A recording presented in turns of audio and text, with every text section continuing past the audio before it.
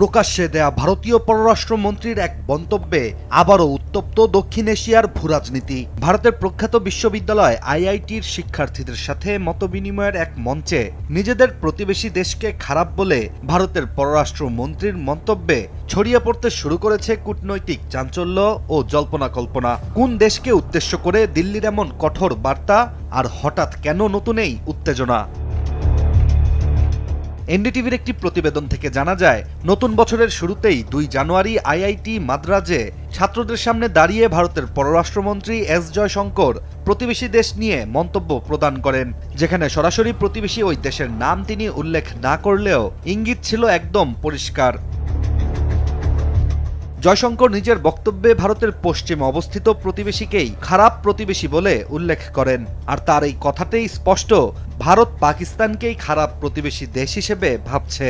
জয়শঙ্করের ভাষায়, এমন এক দেশ আছে যে ইচ্ছাকৃত ও ধারাবাহিকভাবে এবং কোনো প্রকার অনুশোচনা ছাড়াই সন্ত্রাসবাদ চালিয়ে যাচ্ছে, আর এই পরিস্থিতিতে ভারত নিজেদের জনগণকে রক্ষা করার পূর্ণ অধিকারও রাখে।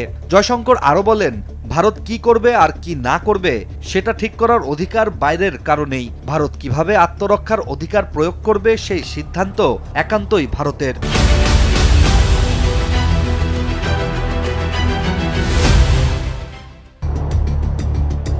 বিশ্লেষকদের মতে জয়শঙ্করের এমন মন্তব্য সরাসরি ইঙ্গিত দিচ্ছে 2024 সালের অপারেশন সিন্দুরের দিকে, যেখানে পহেলগাঁওয়ে ভয়াবহ জঙ্গি হামলার পর ভারত পাকিস্তান এবং পাকিস্তান অধিকৃত কাশ্মীরে অবস্থিত সন্ত্রাসী লক্ষ্যবস্তুতে আঘাত এনেছিল।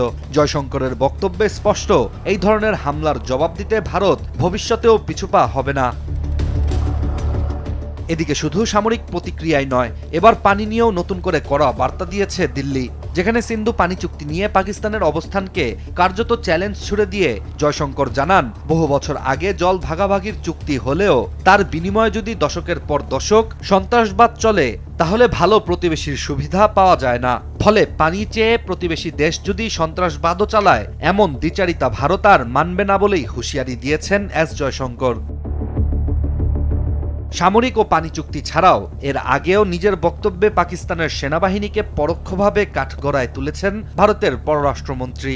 ভালো ও খারাপ জঙ্গি যেমন আছে, তেমনি ভালো ও ততটাও ভালো নয় এমন সামরিক নেতৃত্ব আছে বলে নিজের একটি বক্তব্যে উল্লেখ করেছিলেন এস জয়শঙ্কর, যা বিশ্লেষকদের মতে সরাসরি ইঙ্গিত পাকিস্তান সেনাপ্রধান আসিম মুনিরের দিকে। কারণ এস জয়শঙ্করের মতে ভারতের সব সমস্যা পাকিস্তান আর্মি থেকেই হয়।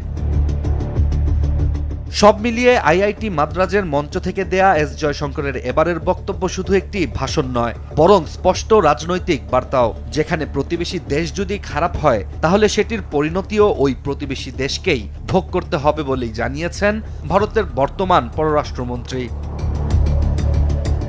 ইশতিয়াক হোসেন, দেশ টিভি।